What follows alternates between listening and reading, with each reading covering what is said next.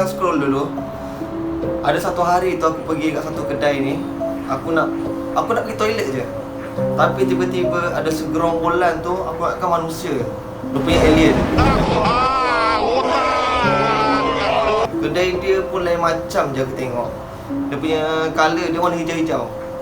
Jadi satu hari tu aku pergi tu, dia tarik aku. Aku tak, dia ni manusia ke alien? Okay? Aku tengok Mobicom. Mobicom ni diasaskan tahun 2000, dah lama dah sebenarnya yang telah ditubuhkan. Jadi aku pergi situ, aku tengok nampaklah dinding dia warna putih. Yang korang kena tahu, kedai dia ada meja. Ada meja, ada kerusi. Aku tak pernah tengok lagi ada meja kerusi kat kedai.